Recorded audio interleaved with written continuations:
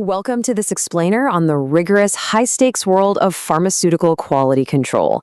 Today, we're stepping right into a state-of-the-art GMP, or Good Manufacturing Practice laboratory, to uncover exactly how tablet safety is guaranteed.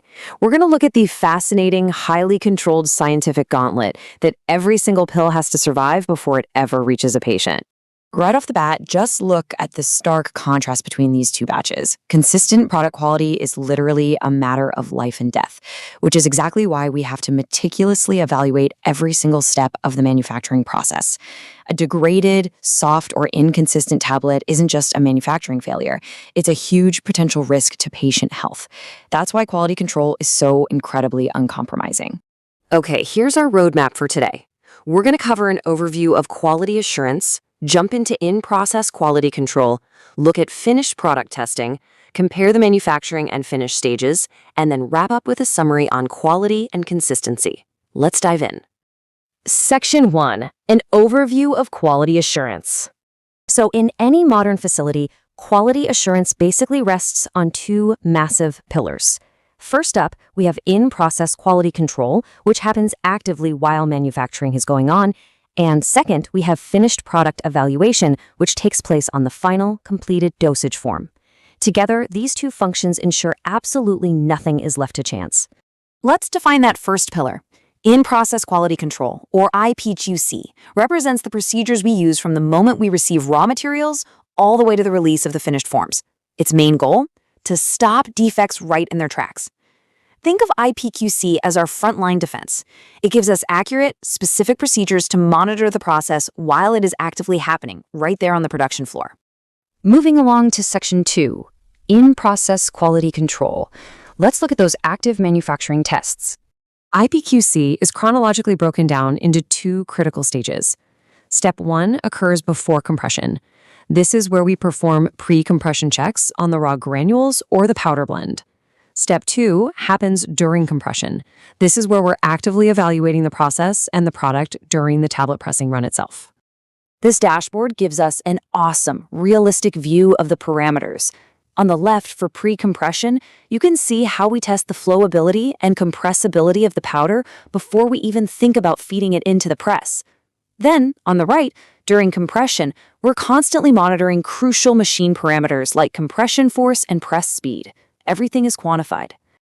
Picture this. During that high-speed production run, technicians are rapidly pulling samples to check specific physical parameters. As you see listed here, we test for weight variation, thickness, diameter, and disintegration.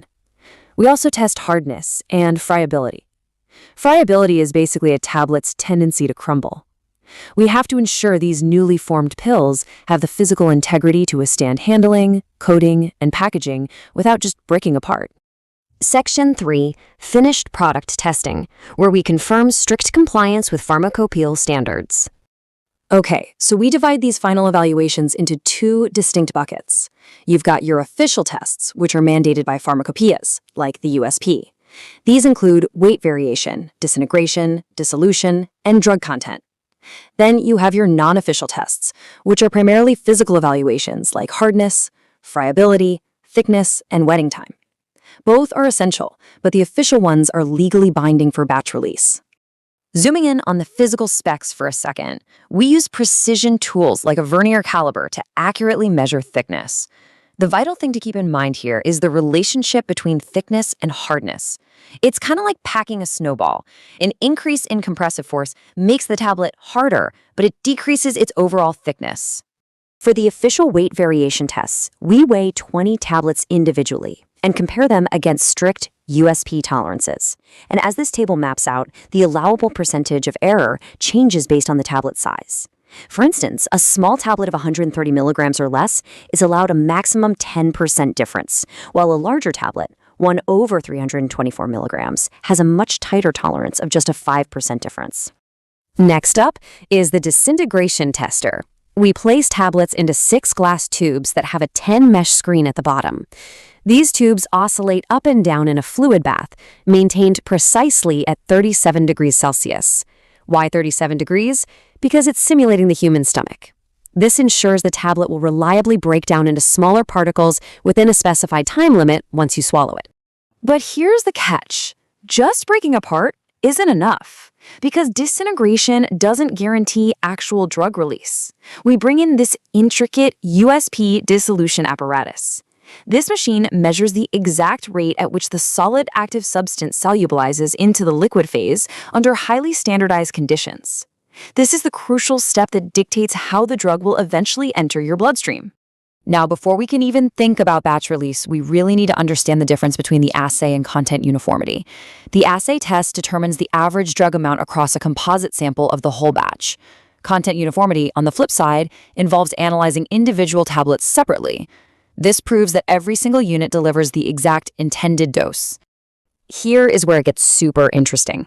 A batch can actually pass the overall assay test because the average amount across the batch is perfect, but simultaneously fail content uniformity if those individual pills contain highly variable amounts of the active ingredient. Both tests are absolutely vital to ensure the medication is safe. Section 4. Manufacturing versus finished products. Let's compare our focus. When we look at the complete life cycles side by side like this, we see a really clear divide. On the left, IPQC actively controls the machinery, the materials, and the blend during production. On the right, finished product testing acts as the final comprehensive gatekeeper, heavily scrutinizing the completed pill's chemical and physical integrity before it ever leaves the facility. So, it all comes down to the point captured in this quote. While our in-process controls are designed to prevent defects from happening in the first place, the finished product evaluations are there to definitively confirm compliance for batch release. One is proactive control, the other is your final verification. Section 5, Summary on Quality and Consistency. Everything we've just discussed really boils down to these 6 words. Whether we're measuring crushing strength with a force gauge, monitoring the dissolution vessel, or checking weight variation, every single test confirms the identity, strength, quality, purity, performance, and stability of the medicine. I want to leave you with this final thought. The next time you hold a simple white tablet in your hand, will you see just a pill, or will you recognize the rigorous, highly engineered, scientific gauntlet it had to survive in order to reach your hands safely?